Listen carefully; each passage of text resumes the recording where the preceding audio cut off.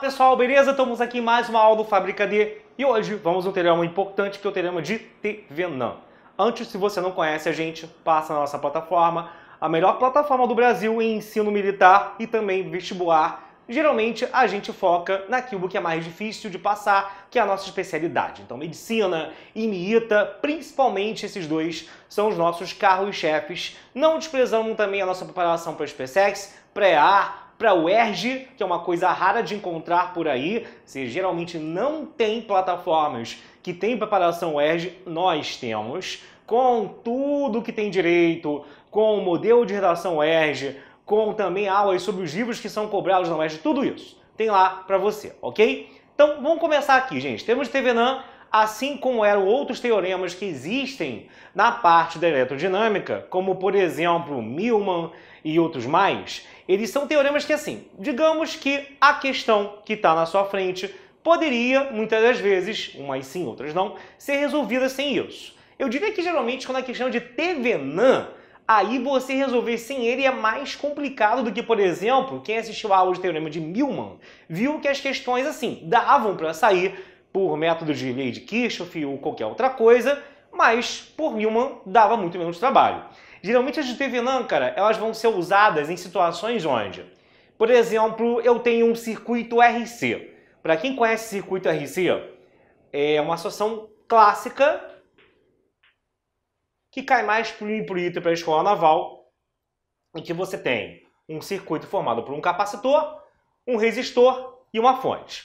E aí o problema é que se eu boto, em vez de um resistor, um emaranhado de resistores aqui, para você usar as equações de carga e descarga de capacitor, principalmente, não é tão comum cair, mas pode cair, né? A corrente variando com o tempo, a carga variando com o tempo. Quem teve essa aula de carga e descarga de capacitor, quem é nosso aluno na plataforma, vai ter ou já passou por essa aula. E aí sabe que se a gente sai da condição padrão, que é um capacitor, um resistor e uma fonte, e troca esse resistor por vários aqui, a situação que já era complicada piorou e muito.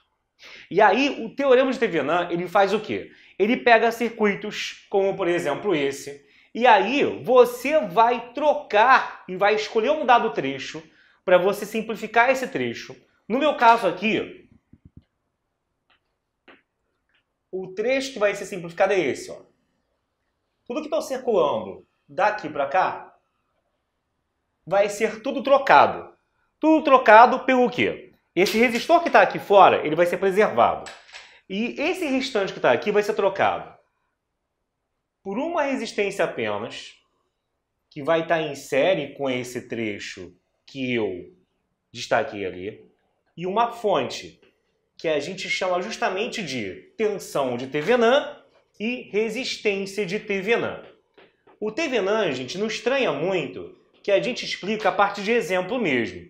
Porque explicar Thevenin a partir de forma literal, num circuito com R, sem valores, fica muito vago para o aluno e o cara geralmente não entende, tá? O importante aqui agora é passar, querido. Depois, se você fizer engenharia elétrica, eletrônica, qualquer coisa correlacionada, no IME, no ITA, em qualquer outro lugar, aí você vai ver o porquê disso com mais detalhes, mas agora para esse caso aqui, para esse tipo de coisa, realmente isso já é de alto nível, tá? Tem muita faculdade que nem dá isso. Ciclo básico de faculdade de engenharia mecânica. Provavelmente você não vai ver isso daqui. Perguntar para o seu professor, ele nem vai saber que diabos é isso, ok? Então, vamos lá. Vamos focar no que é importante. Então, a ideia é trocar essa muvuca, tá? Por, no caso, um R de Thevenin e uma DDP de Thevenin. Por que esse cara ficou de fora? O que me levaria a deixar esse cara de fora? Normalmente, a gente vai preservar o trecho que é aquele sobre o qual o enunciado está falando, que é aquele em cima do qual o enunciado fez alguma pergunta. Por exemplo, nessa questão aí, joga na tela, gente. Determine o valor de R para que seja a máxima potência dissipada nesse resistor. Então vamos lá, volta para mim. Cara, se ele fala aqui qual é o R para que seja a máxima potência dissipada nesse resistor, é claro que eu vou ter que preservar o valor dele para poder ver a interação dele com o restante do circuito. Como assim a interação dele? Por exemplo, quando eu olho para cá, eu falo, caramba, como é que eu vou fazer e ainda pensar em condição de máxima potência? Agora, quando você teve a aula de geradores, o gerador geralmente é o quê? Uma FEM que é a força eletromotriz, e a sua resistência interna. E aqui, gente, a gente sabe que muitas das vezes, quando você vai juntar o gerador ao restante do circuito, aquela resistência interna dele funciona como se fosse mais um resistor ali em série com o restante daquilo ao qual o gerador está conectado. Né? Em série, né? Dependendo de como tiver aqui o restante do circuito, mas geralmente é em série. Por exemplo, aqui em série, né? Então, eu poderia muito bem pensar que isso é uma FEM e isso é a sua resistência interna. E a gente viu também na aula de gerador que quando eu tenho um gerador com a sua resistência interna conectada a um único resistor, que a condição para que a potência seja máxima é que a resistência ligada ao gerador seja igual à resistência interna dele, ou seja, esse R igual ao que lá a gente denominava como Rzinho, né? Geralmente na aula de gerador e receptor, a gente chama de Rzinho a resistência interna ou do gerador ou do receptor, tá? Então, para que o gerador, né, para que eu tenha aqui numa situação dessas a potência máxima, a gente tem que ter aqui que esse R tem que ser igual a esse daqui. Isso já é um motivo muito forte para você aprender TVNAM, fora aquele do circuito RC que eu te falei. Já são dois motivos bem fortes mesmo, galera. Não duvide disso. E aí, reparar que assim, nessa questão eu vou ter que calcular os dois, né? A DDP e a resistência de TVNAM. Embora não precisasse, o cálculo de um e do outro é independente, tá? Eu posso calcular só esse os dois. Mas nesse caso, se eu já achar o R de TVNAM, eu já matei a questão, porque esse R tem que ser igual a esse, acabou. Então, se eu quiser deixar a DDP de TVNAM em aberto, eu poderia. Mas como é a primeira questão que eu estou fazendo disso, e eu quero te ensinar como achar isso, eu vou calcular os dois. Então, vamos lá. Como é que é o cálculo do R de TVNAM? Como é que é o cálculo da resistência de TVNAM? Como que eu faço isso, professor Fortão? É o seguinte, ó. Você vai curto-circuitar as fontes, tá? O que é curto-circuitar as fontes?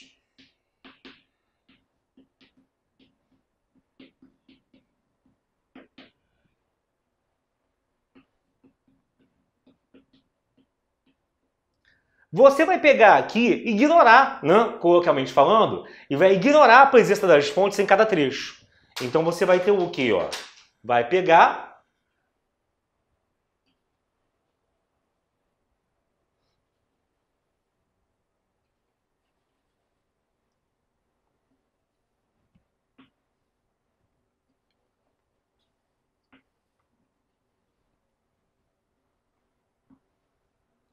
e no trecho destacado AB, e aí o que vai acontecer? O trecho destacado não foi esse? A gente vai olhar somente para ele. O R deixa lá, é como se isso aqui fosse uma caixinha, onde o projeto dessa caixinha tinha esse circuito e vai ser substituído por um outro equivalente, que é o circuito de TVNAM. Essa aqui é a ideia, né? O que não difere muito. Se você que está me assistindo fez algum curso técnico, fez um Cefet aqui no Rio de Janeiro, ou alguma coisa da vida, para você isso é sempre mais claro. Aí o pessoal que fez escola técnica, nessa hora que vai fazer uma questão dessa no Minuita, leva vantagem. Um pouquinho só, tá? Então, você vai ignorar as fontes e calcular qual é o REC que eu tenho entre os pontos A e B. Ou seja, gente, no final das contas, o que é que vai acontecer, né? Repara, então, aqui o seguinte. Você vai ter que esse 8, né? Ele vai estar, esse aqui é ponto A, aqui é ponto A, né? Repara que aqui no caso, esse 8 e esse 4 vão estar em série, então soma. E aí você vai ter o quê, ó? Esse 12 e esse 6 vão estar em paralelo. 2 em paralelo, o REC deles é o quê? Produto sobre soma, né? 12 vezes 6 sobre 12 mais 6, que é 18. Isso vai dar 12 sobre 3, o que dão 4 ohms, tá? Então, eu não terminei ainda, porque com o que eu tenho até agora, o que é que a gente tem aqui? Você tem ali, então, saindo do ponto A, você tem, no caso aqui, uma resistência de 4, uma resistência safadinha, a resistência de 4. e depois vai ter um resistor de 3.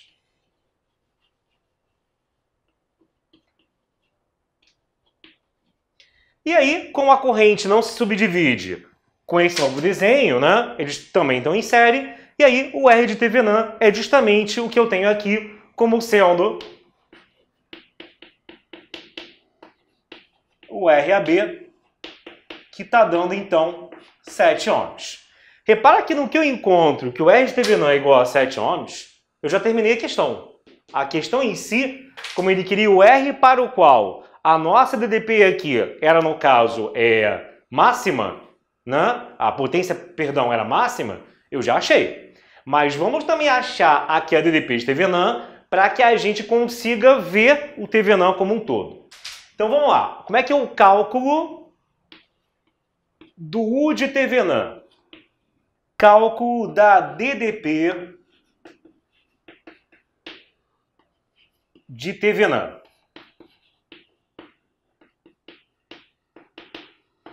Bom, o cálculo da DDP de Thevenin não tem nada de muito mais. É calcular a DDP entre os pontos A e B que eu selecionei, ok? Então aqui você pegar e fazer o cálculo, tá? Da DDP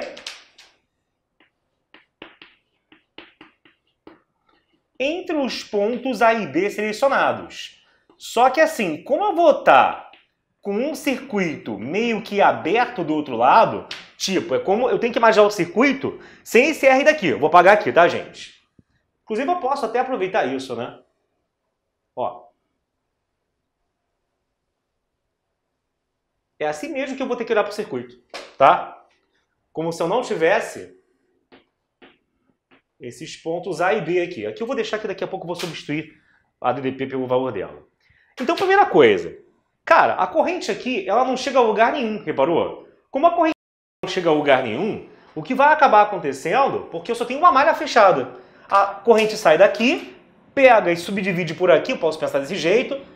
Posso pensar também que ela fica girando aqui numa malha fechada, mas para esse lado ela não vem. Não vai ter corrente passando nesse cara. Ela vai fazer o quê? Bate e volta? Ah, mas não tinha aquele resistor do outro lado para fechar o circuito? Não tem resistor. Nessa hora aquele resistor não existe. Esquece que ele está ali. O teu circuito com o qual você trabalha nesse momento é esse na tua frente. Então, você terá uma única malha que, repara, a corrente aqui vai estar em sentido anti-horário, né? Porque, inclusive, as duas fontes estão funcionando como forças eletromotrizes. A juntão e a oposição estão se ajudando, ó. Menos mais, e chega aqui também menos mais, tá? Então, meu querido, dentro aqui da malha, você vai ter que o I vai ser o quê? 36 mais 36, 72, sobre, esses dois estão em série, esses três estão em série, 6, 4 e 8, 12, 10, perdão, 18, que 12, tá? Dando 4 ampere.